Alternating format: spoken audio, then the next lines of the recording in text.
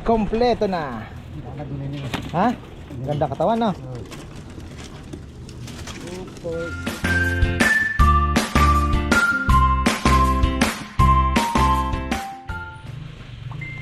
Ayan na mga ka-farmer, isang magandang buhay. Bukas na naman pala, basketing na naman ngayon. Bukas abangan na naman. Mahaba pala itong training na to, kaya ako naman ay nai-excite mga ka-farmer. Akala ko ba nagpitas na ng sili. Ang dami pang makukuha. Talaga naman si Kongkong, oh. Ayan, no. So na-distract na naman ako. Ayan, tayo po ay excited na naman bukas. Abangan moment. Oy, kumusta ka na? Ito yung ating kasabi ko lang. Talagang napakahirap po na buo na pero medyo green, ano. Titingnan natin yan. May canker siya. Ayan.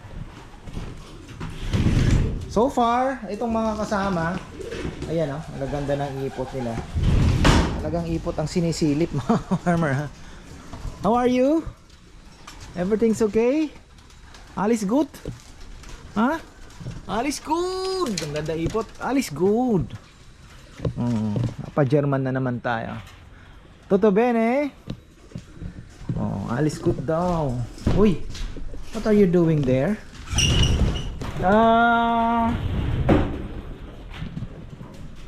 May inakay yun eh. Nahiwalay yung itlog. Ano pa naman yan? Ex Machina line. Galing daw yan kay Ex Machina. So guys, marilaw tayo bukas. Sa mga kasali. Sa mga hindi kasali, kayo ay huwag kayong mag-alala. You will have your turn. Sige na. Lipad na muna kayo. Yung puti kahapon hinahanap ko mga farmer. Natauhan. Naibunan pala. Ayan na. Wala na siya. Yung puting puti. Alam niyo yun, dumating dito na may mga kulay pula-pula pa na ano. Ang tagal niya din nag-stay dito, ha. So wala na siya mga farmer. Baka nakapag-isip-isip na pagtanto-tanto niya. Hindi pala ako dito. Meron akong amo. So ayan, good for ano naman. Para at least nakauwi naman siya. Palagi ko galing din sa training yon o ano. Kasi wala namang sticker. Oy! Shh. Ayaw niya umalis. Ito si Baldado. Ganda pa naman din. Uy, ayun sila, farmer.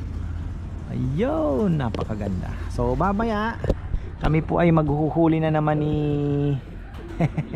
Kongkong ng ibon. At tayo ay magbabasket na naman. Oh, tumataas. Saan kaya ang punta? Magandang panahon. So hayaan na muna natin sila. Mamayang gabi naman ano naman yan. Babalik naman yan kaagad. Mahuhuli natin yan. Kahit ronda muna. Ayun, may naka-japo, 3 piraso. Loko kayo, Gandang panahon ngayon. Medyo busy tayo doon sa may lechonan.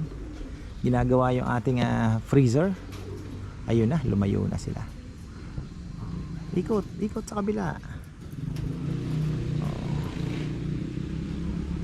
Ayun. Uy, ano yun? Ay, akala ko lawin. Ako'y kinakabahan. Hindi siya lawin. Ako'y kinakabahan. Marilao, Bulacan. So 10 sila. At tingnan natin kung makakauwi uli. Kakatanong ko lang kahapon sa vlog. Sabi ko kailan kaya ang susunod. Dahil ako po'y excited palagi. Ang sarap ng pakiramdam pala. Yung may umuwi, di ba? So magpa-practice ako na sabi ko kay paano ba yon pagka-karera na kuya, may pigeon ID ka naman, sabi ni Rambo. Practice tayo ako mag-clock. So sige kuya, sabi niya, isali natin sa ganun ba yun kako? Para matuto ako mag-clock ako. Baka mamaya karera na wala tayong may kakla, hindi ako marunong. So ayun na. Oh yes, sarap panoorin mga farmer. Naka-download na rin naman yung Pigeon. Ay, Pigeon ba yun? Parang ganun ba? So, tagal nilang lumilipad ha. Mahaba na po yung ano.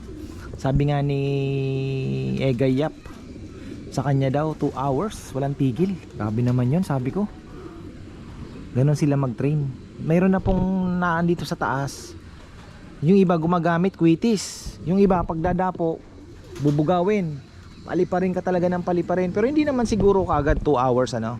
So gradual naman yung ano. Siguro mag-umpisa mo ng 20. And then after a week magiging 40 minutes na ang lipad. Then hanggang sa maging 2 hours daw. So pag nagto 2 hours na, kayang-kaya na yung 2 hours na walang lapagan, ang ginagawa nila yun, ready for training na daw yun.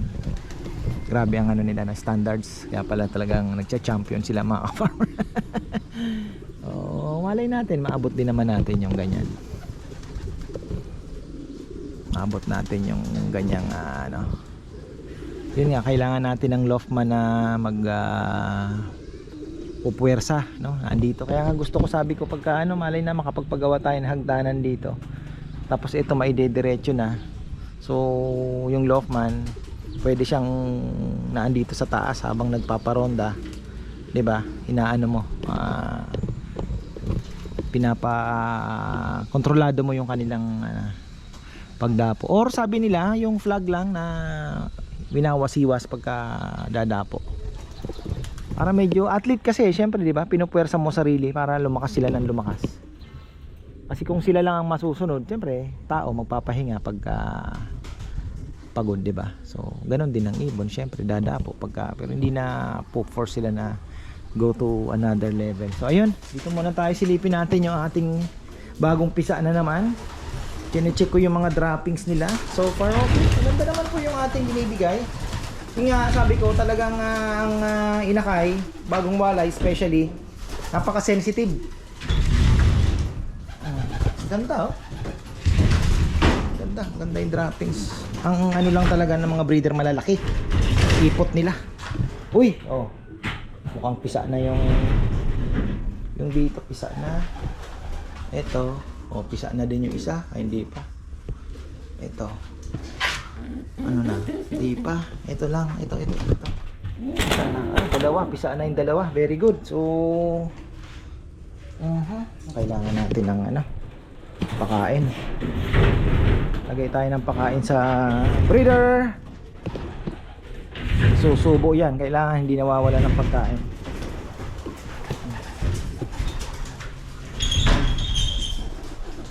So ito naman nga to, ready to breed naman. Pero sabi ko nga, kontrolado tayo ngayon dahil under ano pa tayo, under ano pa lang, kumbaga studies na pag-aralan natin yung mga breed nila. Vale, tinitingnan pa natin kung alin ang magiging kakaroon ng magandang performance ba. Paris. Kaya nakalista naman, may notebook naman tayo. Ang notebook na may mga ipot, eto. Ayan, ang notebook na may mga ipot. Okay, so ayan, tayo po ay nagpakain ng ating mga flyers. Konti lang naman. Para ano naman po, para medyo maglalagay ako ng konting mani mamaya. Mani daw magandang pabaon, sabi nila. So ayan, lagay tayo ng konting mani. Tingnan natin tong ating mga bagong inakay. Ang gaganda. Ito yung mga red bar na yan. Ang gaganda niyan mga farmer. Yan po yung mga imbrek tsaka yung sinasabi ko sa inyo na magandang lahi na nakuha natin. So yan ang pinagsaong ganda ng ipot. Yan ang maganda, hindi yung parang tubig. So yan ang magandang itsura ng ibon mga ka-farmer. Ayan o, tingnan nyo, makisig-kisig yung kanilang observant. Tapos parang hindi nilalamig. Sa inyo parang nakaangat yung mga balahibo. Yun, medyo pagka ganon. Kaya nakita ko kaagad sabi ko, teka lang, may problema yata ito. Pagka parang nakaangat po yung mga balahibo nila, ayun, medyo may problema. Kaya kailangan maihiwalay na agad. So ito magaganda. Oh. Ganda pa naman ang eyesight nung isa. Pearl eye. Medyo lumalabas na yung ano nila. Oh. De-develop pa po yan pag medyo umidad na. Ayan. Oh, ganda ng droppings siya, no? Tingnan niyo yung droppings nila. Ganda. So nakakadapo na, nakakapagpa-araw, nakapag-viewing. Ang susunod natin gagawin, dito natin sila ilalagay. Isasara ko yan para at least alam nila na dito ang may entrada doon, di ba? Makikita nila, ma-familiarize nila ito. So dito sila. Ganun lang, ganyan ko lang po sila sinanay. Dito ko lang nilalagay. Nasasanay pong pumasok dito. O, dito lang muna. Tapos nung nagpalipad, nilagay ko yung pagkain dito. Nasanay na sila. Alam na nilang dyan papasok. Ganun lang, step by step.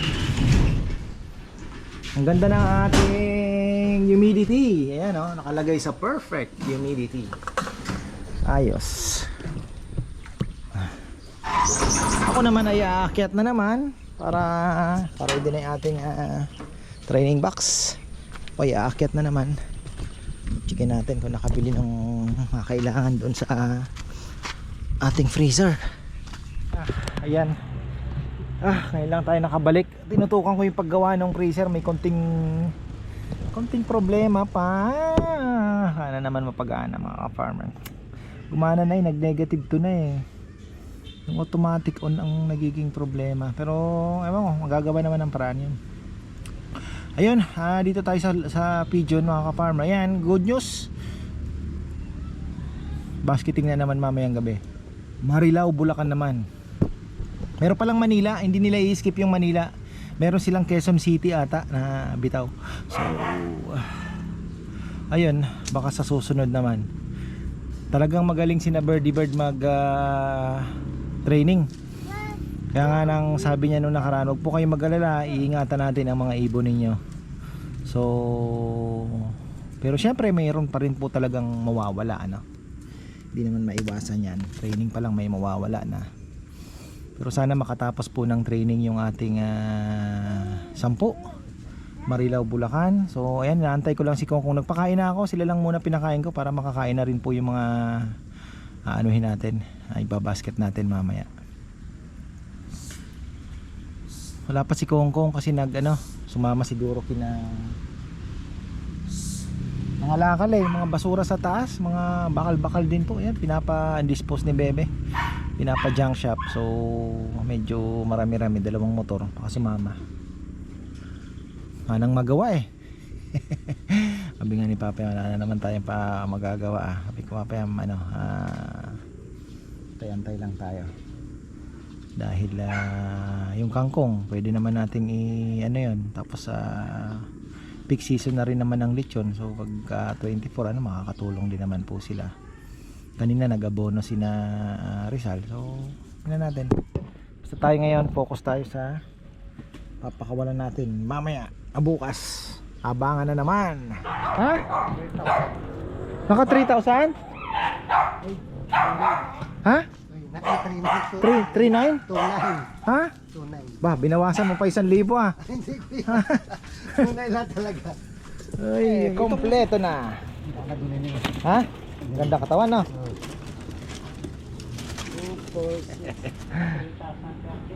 Oh, yun naman pala Ayan na. Ready na naman to ship yung ating third lap ng training Marilao, Bulacan. Sana makauwi lahat. Lapit lang.